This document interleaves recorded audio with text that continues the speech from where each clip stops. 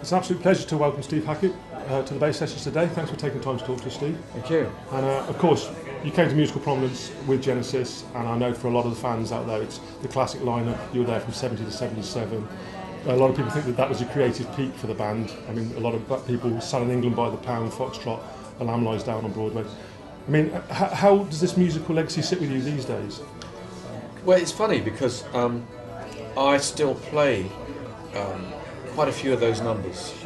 I've revived them in order to bring them into the new century for a start. But I kind of feel that because those things are classic, it's a bit like wearing a curator's hat in the museum of your own making. Right. You can't really be a tribute to yourself, but at the same time, I still love that stuff. So it's always going to be a part of me. It's part of the Genesis legacy, and so you can't really separate the two. It's a thing that fired up a lot of musicians, a lot of fans, and I still think that stuff is relevant. You know, Genesis told stories with their songs, and I think that approach is still part of the way I view romantic work. You can either have boy-girl romance, or you can have the wider aspect of that. I don't know, the widescreen treatment.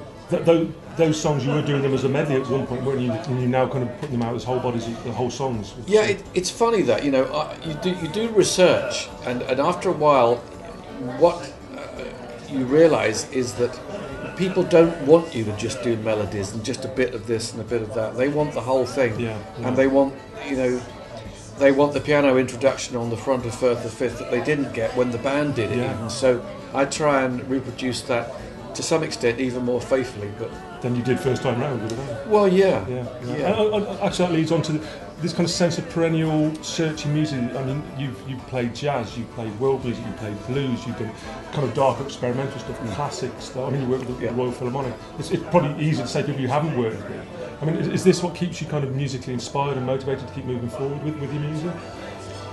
Yeah, I mean, I don't know if it's so much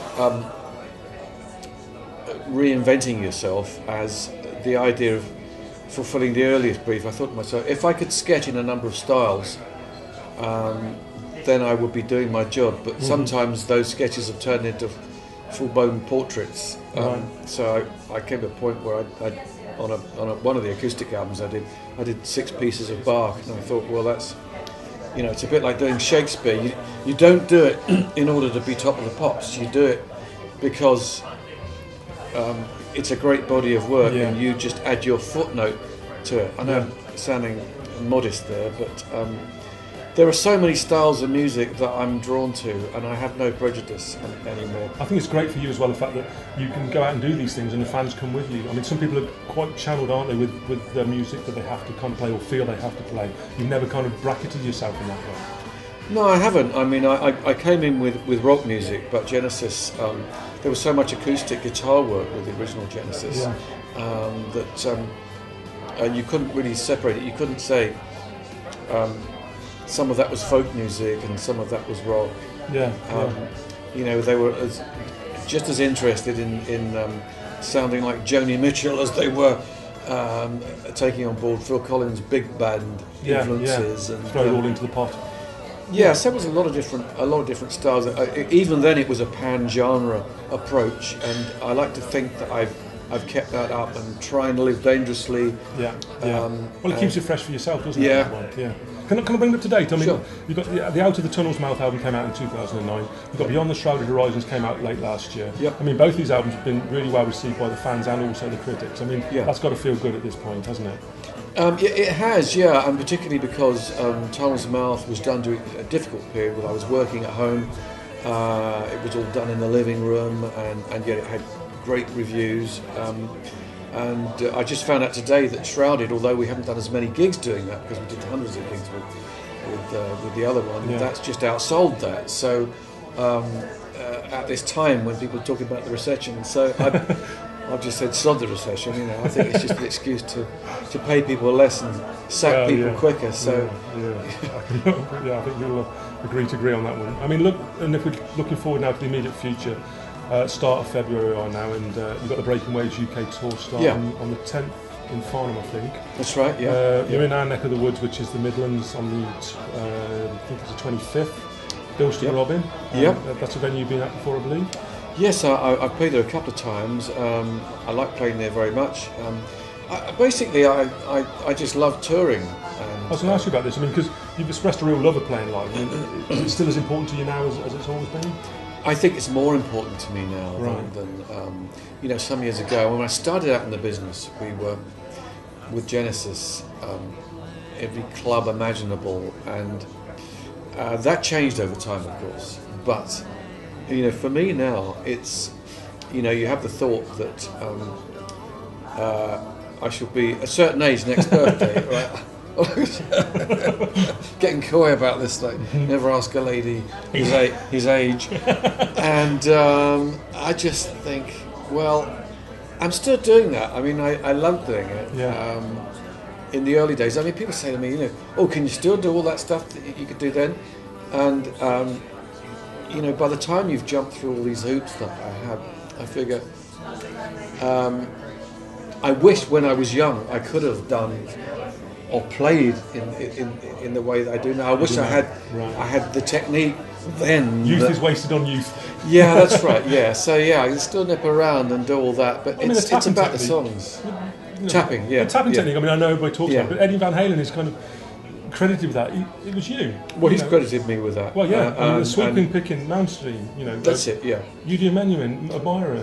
That's it. Yeah. Well, it's because I take from classical music. It was Bach who was the inventor of tapping, as far as I'm concerned. Right. I was trying to play something of his, and I figured out that you could only really do it. You could do it if you did it on one string. So that's where tapping came from, both hands on the fretboard. And sweep picking is something that violinists do naturally anyway. So you've got the influence of keyboard. Violinists do it. They rock the bones. I thought you could do it with a plectrum, backwards and forwards. Yeah, fantastic. I was going to ask you, well, after the tour, what plans have you got? Anything immediately in the future? Well, there's a number of things that we're promoting beyond the Shrouded Horizon. Yeah. But beyond that, I've been working with Chris Squire. We have an album coming out, Chris of Yes. We have an album coming out, I think, in May. Right. Possibly some shows with that. Talking to him about that, how best to do that, to fit that into his schedule and mine, and whether we can combine the two. Yeah. And beyond that, I've started work on another Genesis Revisited album, so it's a revisited.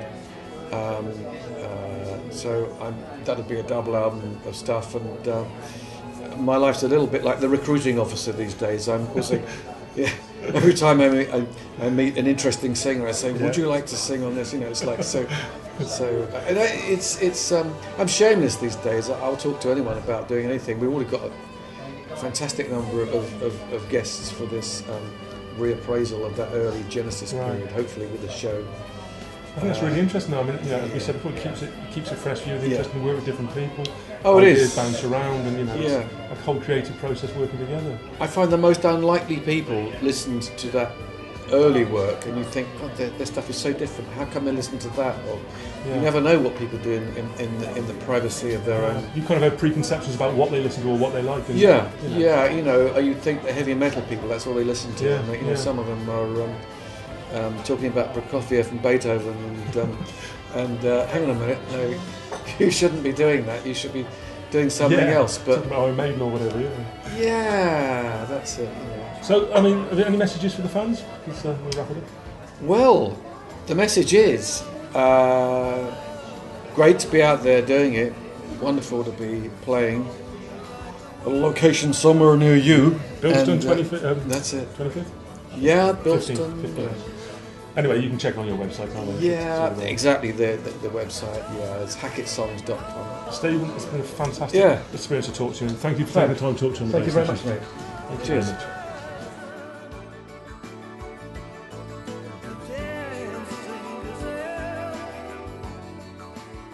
Okay, here we go, list of the gigs. List of the gigs, here we go. Right, February 10, it's Farnham at the Maltings. Sunday the 12th, Brighton, the Comedia. Wednesday the 15th of Feb, Gateshead, the Sage. Thursday the 16th is Aberdeen at the Lemon Tree. Friday the 17th, Edinburgh, Queen's Hall. Homeforth on the 18th, the Pictodrome. Buxton on the Sunday the 19th, the Opera House. New Brighton on the 20th, the Fall Pavilion. Southampton the Brook. 23rd is Bath at the Comedia. Leamington Spa Assembly on the 24th. 25th is Bilston, the Robin. Wavendon, the Stables on Sunday the 26th. And Monday the 27th, Norwich at the University of East Anglia. Thank you.